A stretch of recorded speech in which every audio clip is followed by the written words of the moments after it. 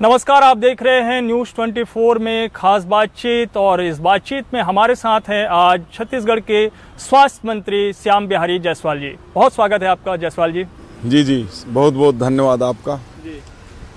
विधानसभा चुनाव तो निपट गया, लोकसभा चुनाव की तैयारी चल रही है, लेकिन चुनाव पे जाने से पहले मैं आता हूँ किसानों पर, क्योंकि किसान सबसे बड़ा फैक्टर रहा है छत्तीसगढ़ के भीतर में। सरकारें किसी की भी बनती रहे हो, लेकिन किसानों को जिसने साथ लिया सरकार उसी की बनती है। 2023 के विधानसभा चुनाव के दौरान आप लोगों ने किसानों से एक बड़ा वादा किया था कि हम 21 क्विंटल धान की खरीदी करेंगे और 3100 रुपये धान की कीमत आपको देंगे। मुझे लग रहा है ये दोनों ही वादा आप लोगों ने पूरा कर दिया है। निश्चित रूप से छत्तीसगढ़ धान का कटोरा है और मैं किसान मोर्चे का प्रदेश अध्यक्ष भी रह चुका हूं। इस नाते छत्तीसगढ़ के कोने कोने के किसानों को जानता हूं और हम लोगों ने जो वादा किया था, न केवल 3100 रुपये प्रति क्विंटल की दर से भुगतान देने वाले हैं, अपितु हमने 21 क्विंटल प्रति एकड़ का हमने वादा पूरा किया। और आज यही कारण है कि पिछले साल की तुलना में हम लोग लगभग 1.5 गुना धान ज़्यादा खरीदे हैं। हमारी जो रिकॉर्ड खरीदी 1,46,000 मेट्रिक टन हुई है और हम लोग आने वाले 12 तारीख को जो उनकी अंतर की राशि है 3100 में जो डिफरेंस राशि है उसको हम लोग पूरा पाई देने वाले हैं। और साथ ही साथ जो 2 साल का पिछला बोनस जो हम नहीं दे पाए थे, जिसके वजह से इनकी सरकार आई थी, इन्होंने झूठ बोला और 5 सालों तक किसान को नहीं दिया और हम उस पैसे को माननीय पूर्व प्रधानमंत्री अटल बिहारी वाजपेयी जी के जन्म जयंती के अवसर पर हमने उनको एक मुश्त दिया है। हमने किसानों के साथ किसी प्रकार का कोई भी पार्शलिटी नहीं किया है। जो इंतजार कर रहा था विपक्ष की तरफ से, जो सवाल उठाए जा रहे थे कि वो तारीख कब है कि जब आप अंतर की राशि देंगे, तो वो तारीख आज मुख्यमंत्री जी के ऐलान के साथ भी तय हो गया कि 12 मार्च है जब आप अंतर की राशि देने जा रहे हैं। तो ये एक मुश्त राशि देंगे जो वादा आप लोगों ने किया था? निश्चित रूप से ये तारीख पूछने का सिलसिला इनका बहुत पुराना है। ये राम मंदिर की भी तारीख पूछते थे, हम राम मंदिर भी बनाए, उसकी तारीख भी इनको बताए, उद्घाटन में बुलाए, ये नहीं आए। और ये किसानों के लिए भी बोलते थे कि ये भाजपा सरकार आने के बाद झूठ बोल रही है, वादा पूरा नहीं करेगी। ये जैसा है वैसा सबको सोचते हैं, लेकिन हम 12 तारीख को तारीख भी बता दिए और पूरे किसानों का एक मुश्त, कोई किस्त में नहीं, एक मुश्त उनके खाते में डालेंगे। वो 4 किस्त में जैसा कांग्रेस की सरकार देती रही वैसा कुछ भी नहीं? जी नहीं, पूरे के पूरे आना पाई जो है, पूरे 24 लाख से ऊपर जो किसान हैं उनके हम पूरे खातों में डाल रहे हैं। ये तो मास्टर स्ट्रोक हो गया शायद सरकार का। लोकसभा में फिर स्वाभाविक है उसका फायदा मिलेगा, जैसा आप लोग कह रहे हैं कि 11 की 11 ले आएंगे। निश्चित रूप से पिछले बार भी हम 11 की 11 की ही स्थिति में थे, सिर्फ 2 सीटें बहुत कम अंतर से हारे। उसका कारण ये था कि इनको मात्र 3-4 महीने हुए थे। लोगों को उम्मीद था कि पूरे वादे करेंगे, लेकिन जनता कुछ 2 सीटों पर हमारे धोखे में आ गई और 2 सीट हम नहीं जीत पाए थे। लेकिन इस बार हम पूरे 11 सीट जीतेंगे और ये कांग्रेस वाले भी भली भांति जानते हैं। तो मैं इस चुनाव के मुद्दे पर मैं वापस आऊंगा बाद में, लेकिन अभी मुझे जानना जरूरी है कि शायद सरकार ने अपने 2 महीने के कार्यकाल पूरे कर लिए हैं। इन 2 महीने के कार्यकाल को आप किस तरीके से देखते हैं?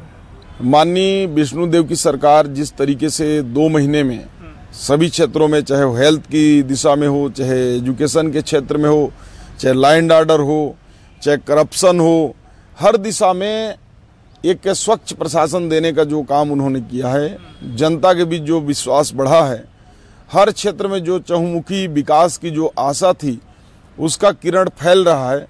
मुझे लगता है कि इतने अल्प समय में जनता का विश्वास फिर से सरकार के प्रति जो 5 सालों के धोखे से उठ चुका था, वो विश्वास नजर आ रहा है। तो आपके इस 2 महीने के कार्यकाल में बतौर मंत्री के तौर पर स्वास्थ्य क्षेत्रों में क्या नया कुछ आया है, उस पर क्या विस्तार हुआ है?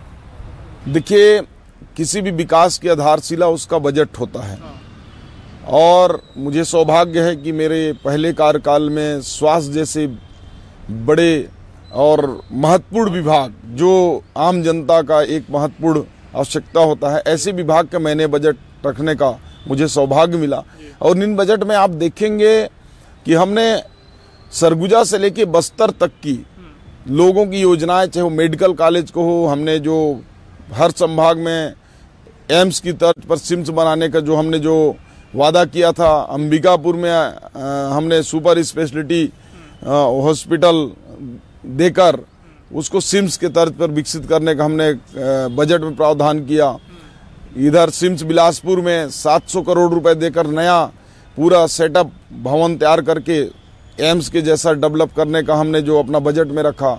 यहाँ मेकाहारा में बढ़ती हुई मरीजों की संख्या को देखते हुए हमने सेटअप भी डबल किया है, 700 बेड और बढ़ाए हैं और उसके लिए 778 करोड़ रुपए हमने इसमें बजट में लिया भी है। इसी तरह हमारे जो जगदलपुर है उसमें हमने मल्टी सुपर स्पेशलिटी जो हमारा है, जो 5 साल में लोग नहीं चालू कर पाए, हमारे कार्यकाल का चालू हुआ, उसको शीघ्र चालू कर रहे हैं। और मैं स्वयं इन बीच में ऐसे 2500 जगह जाकर खुद जाकर मैंने हॉस्पिटल में जाकर देखा और व्यवस्थाओं को सुधारने में आपको कई जगह शिकायतें भी मिली, एक्शन भी आपने लिया उस पे? जी निश्चित रूप से हमने उसको सुधारने में पूरा प्रयास किया है, क्योंकि स्वास्थ्य की व्यवस्था ऐसी है कि वो तत्काल नहीं सुधर सकती। देखिए स्वास्थ्य का जो मसला है, आप भी उसी सरगुजा अंचल से आते हैं जहाँ पे स्वास्थ्य मंत्री पिछली मर्तबा रहे, अभी आप भी उसी अंचल के हैं, तो कुछ 5 साल में तस्वीरें नहीं बदली वहाँ पे सरगुजा में स्वास्थ्य को लेकर? चूंकि मैं किसी की इसमें बोलना नहीं चाहता, बुराई भी नहीं करता, लेकिन हकीकत ये है कि अंबिकापुर मेडिकल कॉलेज का जो हॉस्पिटल का भवन है वो पैसे का अभाव में 2 साल से काम रुका है। उसके लिए भी मैंने 119 करोड़ रुपए इस बजट में प्रावधानित किया है और 1 अप्रैल के बाद वो पैसा रिलीज हो जाएगा और जल्द ही सरगुजा क्षेत्र के लोगों को बड़ी सौगातें, एक तो नया जिला मेडिकल कॉलेज का जो हॉस्पिटल का भवन है और मल्टी सुपर स्पेशलिटी जो एम्स के तर्ज पर हम सिम्स के रूप में विकसित करने जा रहे हैं, वो सरगुजा में मिलेगा। बिलासपुर में जैसे सिम्स तैयार हुआ उस तरीके से आप तैयार करेंगे सभी संभागों में? जी निश्चित। लेकिन सपने तो अच्छे होते हैं, अच्छे दिखाए भी जाते हैं। पिछली सरकार ने भी अच्छा कुछ दिखाया था, उन्होंने कहा कि हम यूनिवर्सल हेल्थ स्कीम लेकर आ रहे हैं, और जैसे ही सरकार आई थी बड़ी टीम लेकर के स्वास्थ्य मंत्री जी थाईलैंड और बाकी जगहों की यात्रा पर भी गए थे। तो ये सपना उसी तरीके से तो नहीं रहने वाला है, यूनिवर्सल हेल्थ स्कीम वाला, सिम्स वाला जो सपना है, या वाकई में कुछ काम होगा? बिल्कुल लक्ष्य निर्धारित है। सपने देखना और दिखाना कोई बुरी बात नहीं, हाँ, लेकिन वो सपने किस मंशा से देखे और दिखाए जा रहे हैं। इनके मन में जो सपने थे वो केवल जनता को लूटने का, ठगने का, धोखा देने का सपना था। हमारे मन में जो सपना है वो इस छत्तीसगढ़ को एक स्वास्थ्य की दिशा में एक विकसित छत्तीसगढ़ के रूप में ले जाने का है और हम उसी दिशा में कर रहे हैं। हमारा ये प्रमाण है, इन्होंने बजट में कभी प्रावधान नहीं किया इतनी भारी भरकम। मुझे लगता है कि आज़ादी के बाद पहली बार छत्तीसगढ़ में इतना बड़ा स्वास्थ्य के क्षेत्र में कोई बजट और प्लान और विजन दिखा होगा। हमारे सपने जो है साकार होंगे, ऐसी उम्मीद करके हम चल रहे हैं। तो आप मान रहे हैं बजट में जो प्रावधान किया गया है 6000 करोड़ कुछ की राशि है आपके बजट के लिए स्वास्थ्य विभाग का, तो ये पर्याप्त है या इसमें कुछ और वृद्धि होनी चाहिए? इसमें पिछले वर्ष की तुलना में 38% जो बजट की राशि है उसमें बढ़ा है और पिछले बार जो बजट था वो बजट का दुरुपयोग भी हुआ पिछले सरकारों में, सही जगहों में लगा नहीं। और चूंकि 38% की राशि एक साथ जंप करना और जो हमारा कार्यकाल पूरा होगा 1 वर्ष का, तो मुझे लगता है कि ये 50% बढ़ोतरी होगी। अभी और बजट में अनुपूरक में आएंगे, इसके अलावा अभी 2 अनुपूरक आएगा और मुझे लगता है कि हो सकता है कि हम बजट को दूना भी कर सकते हैं। इस दिशा में माननीय विष्णुदेव साय जी की और माननीय नरेंद्र मोदी जी की गारंटी की सरकार काम। एक आपका चूंकि मनेंद्रगढ़ का इलाका, आप उसी इलाके से आते, वहीं के विधायक भी हैं, पूर्व सरकार ने मनेंद्रगढ़ में मेडिकल कॉलेज खोलने की घोषणा की थी, तो उस पर कुछ बातचीत आगे बढ़ पाई, उस पर कुछ काम हो पाया है? खुल जाएगा आपके ही कार्यकाल में? देखिए, आपने शुरू में अभी इससे पहले जो बोला सपने वाली बात, ये केवल सपने दिखाते रहे, ये केवल घोषणा जवाबों में, इसके अलावा कहीं कुछ नहीं। लेकिन मैं आपके माध्यम से बताना चाहूँगा, मनेंद्रगढ़ ही नहीं, जो 4 मेडिकल कॉलेज हैं, इन्होंने जो केवल घोषणा कागजों में किया था उसको मूर्त रूप हम लाएंगे, क्योंकि माननीय नरेंद्र मोदी जी का एक जो सपना है कि हर जिले में एक मेडिकल कॉलेज हो और उस दिशा में हमको काम करना है। इसलिए हमें इस बात का कोई मन में परहेज नहीं है कि इन्होंने घोषणा किया, हमको खोलना ही है। और मैं आपको बताऊं, जल्द ही इन चारों का हमने बजट में 50-50 करोड़ रुपए का प्रावधान इनके लिए किया है और जल्द ही इसके लिए टेंडर करके हम मूर्त रूप देंगे। एक अशासकीय संकल्प भी आया एक मेडिकल कॉलेज को लेकर मुंगेली क्षेत्र में, तो मतलब विस्तार हो रहा है, जहाँ पे आवश्यकता है, ज़रूरत है, वहाँ पे भी संभावना है कि और मेडिकल कॉलेज की वृद्धि हो जाए। निश्चित रूप से अशासकीय संकल्प के माध्यम से संकल्प पास भी हुआ है, उसको हम केंद्र सरकार को भेजेंगे। चूंकि मेडिकल कॉलेज खोलना केंद्र सरकार का ही विषय होता है। अनुमति जो भारतीय आयुर्विज्ञान संस्थान के माध्यम से जो MCI है उसके माध्यम से मान्यता मिलती है। और मुझे ये कहते हुए बेहद खुशी हो रहा है कि हमारे उस क्षेत्र के जो बहुत ही पुराने विधायक हैं माननीय पुन्नूलाल मोहल्ले जी ने संकल्प लाया और आने वाले समय में वो मेडिकल कॉलेज खुलेगा। चूँकि जब बात आ गई है मेडिकल कॉलेजों की, तो मुझे लग रहा है विस्तार तो हुआ है, मेडिकल कॉलेज जगह जगह पे आज खुल भी गए हैं, लेकिन अभी भी आप देखिए, आप भी इस बात से सहमत होंगे कि सरगुजा और बस्तर जैसे इलाके अभी भी रिफर सेंटर की तरह ही काम कर रहे हैं। मतलब जब भी कुछ बड़ी घटना हो जाए, कुछ बड़ा एक्सीडेंट हो जाए या अन्य बड़ी समस्या आ जाए तो तत्काल फिर रायपुर ही रिफ़र किया जाता है, या एम्स ले आएंगे या अम्बेडकर ले आएंगे या दूसरे निजी अस्पतालों में चले जाएंगे। ये व्यवस्था क्यों? वहाँ इलाज वहीं पे ही क्यों ना? सरगुजा में सरगुजा के लोगों को मिले, बस्तर वालों को बस्तर में मिल जाए, रायपुर आने की नौबत ही ना आए। आपका कहना बिल्कुल सही है, लेकिन स्वास्थ्य का जो व्यवस्था है उसमें सुधार है। किसी पेड़ की तरह होता है, कोई एक दिन में वो ठीक नहीं हो सकता और हम इस दिशा में सतत लगे हैं। आपका ये कहना सही है कि हॉस्पिटल रिफर सेंटर जैसा होकर रह गए थे और 5 सालों में जिस प्रकार से स्वास्थ्य के क्षेत्र में छत्तीसगढ़ पीछे गया, वो हमारी जो 15 साल की सरकार में हमने जो खड़ा किया था, आप सुकमा जाकर देख लीजिए, दंतेवाड़ा देख लीजिए, जगदलपुर देख लीजिए, बीजापुर देख लीजिए, ये बस्तर क्षेत्र के हॉस्पिटल इतने अच्छे हॉस्पिटल माननीय डॉक्टर रमन सिंह जी के नेतृत्व में जब 15 साल भाजपा की सरकार थी हमने डेवलप किया था। लेकिन इन 5 सालों में इन्होंने एक भी नया कोई काम नहीं कर पाया और मैं आपको विश्वास दिलाता हूं साल भर के बाद आपको व्यवस्थाएं बदली हुई नजर आएंगी। मेरा भी मानना है कि हॉस्पिटल रिफर सेंटर न बने, जो बीमारी जिस स्तर का हो, PHC लेवल का हो तो वहाँ इलाज हो के जनता को राहत मिलना चाहिए। उससे बड़ी बीमारी हो तो CHC में जाए, उससे बड़ी हो तो डिस्ट्रिक्ट लेवल पर जाए, जिला लेवल से अगर नहीं हो पाती है तो राज्य स्तर में हमारे मेडिकल कॉलेज में भेजें। ऐसी व्यवस्थाएं हम करेंगे और जल्द ही आपको व्यवस्थाओं में, मतलब इसके लिए तो फिर बड़ा सेटअप और सारी चीजें, तो उसकी भर्तियां भी होगी, मतलब स्वास्थ्य के क्षेत्र में रोजगार की संभावनाएं भी, अवसर भी उसके आएंगे। हमने भर्तियां निकाल भी दिया है, जिले स्तर पर भर्तियां चालू हैं। हम राज्य स्तर पर भी जो व्यापम से होने लायक है व्यापम को भेज दिया है, जो PSC से डॉक्टरों को होना है PSC को भेज दिया है।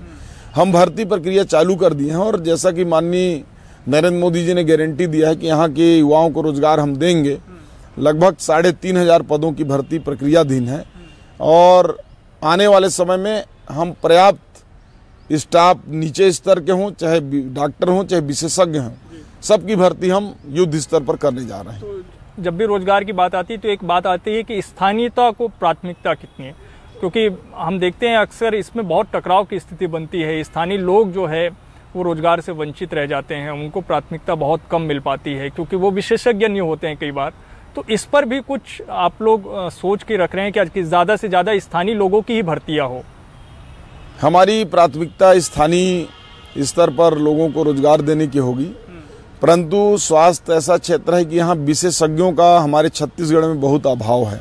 हमको जितने विशेषज्ञ डॉक्टर चाहिए उसकी तुलना में हमारे पास 30% भी डॉक्टर नहीं है। ऐसे में आवश्यक होगा तो हम दूसरे राज्यों से भी विशेषज्ञ बुलाएंगे, लेकिन जो छोटे हमारे नौकरियां हैं, हमारी मंशा तो सरगुजा और बस्तर में हमारी सरकार थी तो हमने एक अलग नीति बनाकर वहाँ के स्थानीय युवाओं को रोजगार देने के लिए नियम लाए थे, परंतु माननीय उच्च न्यायालय के स्थगन और रोक के कारण हम वो नहीं कर पा रहे हैं। हमारी मंशा साफ है, स्थानीय लोगों को ही रोजगार देना। लेकिन उसी पे जब बात आती तो एक आरोप आप लोगों के ऊपर लगा कि पूर्व की सरकार में, कांग्रेस की सरकार में एक कनिष्ठ बोर्ड चयन जो बनाया गया था बस्तर और सरगुजा के लिए कि वहाँ की स्थानीय लोगों की नियुक्ति होगी, जो 12वीं पास तक के जो लोग हैं उस भर्ती को बंद कर दिया गया, उस बोर्ड को बंद कर दिया गया, ऐसी स्थिति है? देखिए, आप तो कांग्रेस जो सरकार 5 साल चला, इनके जितने भी बोर्ड और भर्ती अधिनियम संस्थाएं बने, उनकी पूरी जड़ ही पूरा भ्रष्टाचार पर बनी हुई थी।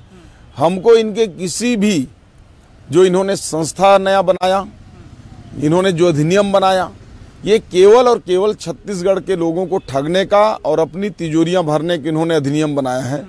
इसलिए हम इनके किसी भी अधिनियम पर भरोसा नहीं करते। हमारी मंशा साफ है। हम माननीय उच्च न्यायालय में जिस दिन ये स्टे हटेगा, हम वहाँ के स्थानीय लोगों को रोजगार देंगे और इसके लिए हम चाहेंगे कि माननीय उच्च न्यायालय से जल्दी इस विषय में फैसला आए। अच्छा, एक बात आती है सस्ती दवाई देने की, तो उसकी बहुत सारी योजनाएं, एक तो पूर्व सरकार ने भी शुरू की, आपकी केंद्र सरकार की भी योजना है। तो ग्रामीण क्षेत्रों में सस्ती दवाएं उपलब्ध हो सके, उसका विस्तार हो सके, इस पर क्या काम हो रहा है? हम माननीय प्रधानमंत्री जी के मंशा के अनुरूप छत्तीसगढ़ में अभी 500 प्रधानमंत्री जन औषधि केंद्र खोलने जा रहे हैं। और चूंकि योजना पहले से भी है, अभी 69 जन औषधि केंद्र संचालित हैं। 129 संचालित थे, पर अब 5 सालों में 69 ही संचालित हैं। कांग्रेस की सरकार ने इनको ध्यान नहीं दिया। केंद्र की योजना होने के कारण ये लगातार इसको हतोत्साहित करते रहे। लेकिन आने वाले समय में हमारी प्रक्रिया चालू हो गई है। हमारे 500 प्रधानमंत्री जन औषधि केंद्र खुलेंगे, जिसमें जेनरिक दवाइयाँ मिलेंगी और जेनरिक दवाइयाँ डॉक्टरों को लिखना भी पड़ेगा। वो दवाइयाँ आधे से कम रेट में भी मिलती हैं, वो लोगों को मिलेगा। ग्रामीण क्षेत्रों तक इसका विस्तार हो। निश्चित रूप से हम प्राथमिक स्वास्थ्य केंद्र स्तर के लेवल तक अभी ले जाने का हमारी योजना है और हम सभी जगहों पर उसको खोलेंगे। एक बात आती है कि सरकारें किसी की भी वो नाम बदलने का सिलसिला जारी रहता है। आप लोगों की सरकार आई तो आप लोगों ने भी कुछ नाम बदलने का काम शुरू किया। स्वास्थ्य पर भी एक मसला है कि आप लोगों ने यहाँ भी नाम बदला। जैसे खूबचंद बघेल स्वास्थ्य योजना थी, वो शायद शहीद वीर नारायण सिंह जी के नाम पे आप लोगों ने कर दिया है। ये नाम बदलने वाली स्थिति क्यों बनती है? देखिए, जो आयुष्मान कार्ड है उसका लाभ ज़्यादा से ज़्यादा हमारे ग्रामीण अंचल के लोगों को, वनवासियों को, ऐसे लोगों को जो अपना निजी हॉस्पिटल में अपने पैसे देकर इलाज नहीं करा सकते, ऐसे लोग इसका ज़्यादा से ज़्यादा उपयोग करते हैं।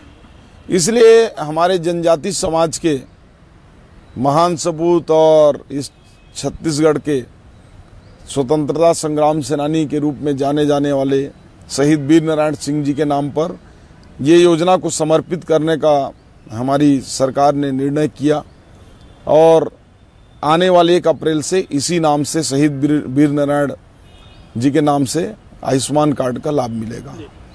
अब बारी आ जाती है, फिर से वापस आ रहा हूँ लोकसभा चुनाव की ओर, क्योंकि आचार संहिता कभी भी लग सकती है, टिकट का भी दौर चल रहा है। आप मनेंद्रगढ़ से आते हैं, वो कोरबा लोकसभा क्षेत्र में आता है, और पिछली बार जब 2 सीटें आप लोग हारे, एक तो बस्तर की सीट थी, एक कोरबा की सीट। इस बार कोरबा को लेकर क्या कहना है आपका? कोरबा लोकसभा बीजेपी के पास है? कोरबा लोकसभा कांग्रेस के पास है। नहीं, अब हम आने वाले में क्या होगा? लेकिन आने वाले समय में भारतीय जनता पार्टी प्रचंड बहुमत के साथ इस बार कोरबा लोकसभा को हम लोग जीतेंगे। पिछले बार कोरबा लोकसभा में हमारी मात्र 1 सीट रामपुर थी और फिर भी हम लोग केवल 27,000 के वोट से उस सीट को हारे थे। इस बार हम लोग 1 लाख सुपर वोटों से हम लोग इस सीट को जीतेंगे। हमारा प्रयास होगा कि अंतर ज़्यादा हो और इसमें कोई संदेह नहीं है कि कोरबा को हम लोग बड़ी अंतर से जीतने वाले हैं। विधानसभा के समीकरण के लिहाज से अगर देखें तो बहुमत तो 54 सीटों के साथ आपके साथ है, लेकिन अगर विधानसभा के समीकरण को देखें तो जांजगीर लोकसभा जो है वो एक तरीके से कांग्रेस के पास है। राजनांदगांव में जो है कांग्रेस को ज़्यादा बढ़त है। कांकेर लोकसभा में भी विधानसभा के लिहाज से कांग्रेस के पास बढ़त है। महासमुंद में भी स्थिति बराबरी की है। ये जो 4-5 सीटें हैं जहाँ पे कांग्रेस का थोड़ा सा प्रभाव दिखता है विधानसभा के लिहाज से, यहाँ पे क्या इफेक्ट रहेगा इस बार, क्या प्रभाव रहेगा? मोदी मैजिक ही है? निश्चित रूप से पिछले समय भी मोदी मैजिक ही था। पिछले बार सरगुजा में हमारी 1 भी सीट नहीं थी, हमने सरगुजा जीता। मुझे लगता है रायगढ़ में भी हमारी 1 भी सीट नहीं थी, रायगढ़ लोकसभा भी हमने जीता। कांकेर लोकसभा में भी शायद हमारी कोई सीटें नहीं थी, लेकिन कांकेर में भी हमने जीता। तो चूंकि ये जो जांजगीर लोकसभा है ये किसान बहुल्य क्षेत्र है और यहाँ इन्होंने किसानों को भ्रामक ढंग से लोगों को बहलाने का, फुसलाने का, बरगलाने के इन्होंने काम किया और पूरी ताकत इस क्षेत्रों में इन्होंने झोंकी। ये लोगों को अपने ही तरह समझाने का प्रयास किए। जैसे झूठ बोलकर सरकार में आए थे वैसे झूठ बोलकर लोगों को ये बताने में सफल रहे वहाँ कि भारतीय जनता पार्टी 31 रुपया रेट नहीं देने वाली है, 21 क्विंटल धान नहीं लेने वाली है। इसमें सफल रहे, इसलिए जीत गए हैं।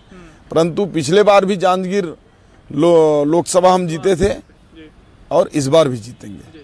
तो लग रहा है मोदी की ही गारंटी है, क्योंकि कांग्रेस कह रही है कि मोदी की गारंटी तो फेल है, वो लोकसभा में नहीं चलने वाला, विधानसभा में चल गया, लोकसभा में नहीं चलने वाला। देश में केवल एक ही गारंटी चल रहा है, वो है मोदी की गारंटी। यदि मोदी की गारंटी पर इनको भरोसा नहीं है तो मुझे नहीं लगता कि इनको किसी के ऊपर भरोसा होगा। ये तो केवल अपना अस्तित्व की लड़ाई लड़ रहे हैं, कोई ये चुनाव जीतने के लिए चुनाव नहीं लड़ रहे हैं। कांग्रेस अपनी अस्तित्व की लड़ाई लड़ रही है और अंतिम दौर पर है। मुझे ऐसा लगता है कि कांग्रेस मुक्त भारत बन रहा। लेकिन राहुल गांधी तो जो है पूर्व से लेकर पश्चिम तक की यात्रा पे है, वो न्याय की बात कर रहे हैं, वो जोड़ने की बात कर रहे हैं, वो नफरत की बात कर रहे हैं, मोहब्बत की दुकान खोलने की बात कर रहे हैं। देखिए, राहुल गांधी जी जितना यात्रा कर रहे हैं, जहाँ जहाँ इनके चरण पड़ रहे हैं, वहाँ वहाँ कांग्रेस मुक्त होते जा रही है।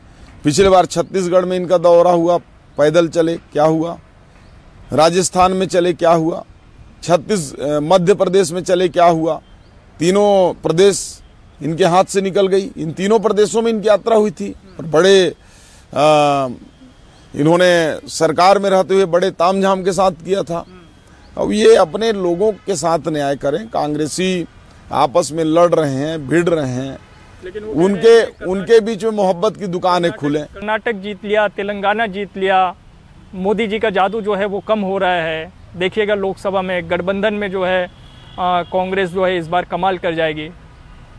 देखिए, ये कुछ भी कर लें, कांग्रेस मुक्त भारत बनेगी और माननीय नरेंद्र मोदी जी के नेतृत्व में कुछ भी कर लें, कितनों ही गठबंधन कर लें, पिछले बार भी किए थे, ये पूरे ताकत लगा लें, आपस में ही लड़ जाएंगे। अभी आप देखते रहिए इनके गठबंधन होते होते ये गठबंधन नहीं कर पाएंगे, सीट बंटवारा नहीं कर पाएंगे, सामने में चुनाव है, ये कब करेंगे? इनकी मीटिंग नहीं हो पा रही है। नीतीश कुमार जी इनसे टूट गए और कई दल हैं ऐसे जो इनसे अलग होंगे। इनकी जो नियत और नीति दोनों में खोट है, इसलिए मुझे नहीं लगता कि कांग्रेस की जो मंसूबे हैं वो सफल होंगे। तो मुद्दे क्या हैं? तय हैं, बीजेपी के अपने मुद्दे एकदम तय हैं। कांग्रेस तो एक बड़ा मुद्दा लेकर चल रही है, महंगाई, और महंगाई पे जगह जगह प्रदर्शन भी हो रहा है, यात्राएं निकाल रहे हैं, रैलियां कर रहे हैं, सब्जी बाज़ारों में जा रहे हैं, दूसरे जगहों पे भी जा रहे हैं और बता रहे हैं कि देखिए मोदी राज में क्या हुआ, महंगाई आया है, महंगाई आई है, महंगाई। तो लग रहा है ये महंगाई एक बड़ा मुद्दा है, बीजेपी के सामने ये चुनौती है।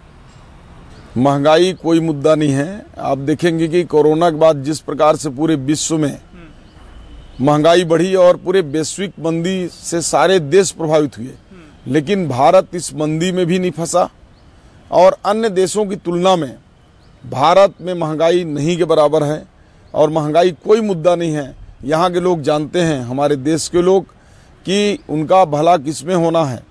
माननीय नरेंद्र मोदी जी के नेतृत्व में हम तो 2047 जब देश अपनी आज़ादी के 100वां वर्ष मनाएगा, उस समय विकसित भारत होगा हमारा ये भारत, और विकसित भारत का संकल्प लेकर हम चल पड़े हैं।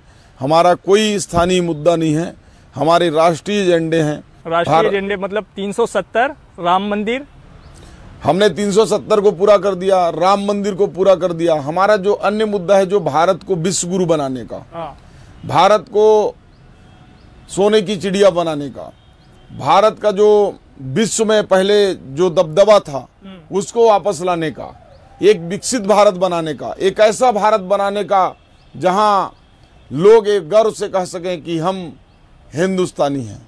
तो छत्तीसगढ़ में डबल इंजन की सरकार, मोदी और साय 11 में 11। निश्चित 1 और 1 11 निश्चित 1 और 1 11 सीटों के साथ भारतीय जनता पार्टी की डबल इंजन की सरकार फिर से बनेगी। और अभी भी डबल इंजन है, छत्तीसगढ़ दुगना रफ्तार के साथ दौड़ेगा और भारत के साथ छत्तीसगढ़ भी कंधे से कंधा मिलाकर 2047 की विकसित भारत की ओर बढ़ेगा। मुझे पूर्ण विश्वास है और आप देखिएगा जब काउंटिंग होंगे पूरे 11 के 11 सीट भारतीय जनता पार्टी के पक्ष में होगा। चलिए, बहुत बहुत धन्यवाद हमसे बातचीत करने के लिए। तो आप सुन रहे थे स्वास्थ्य मंत्री श्याम बिहारी जायसवाल जी को।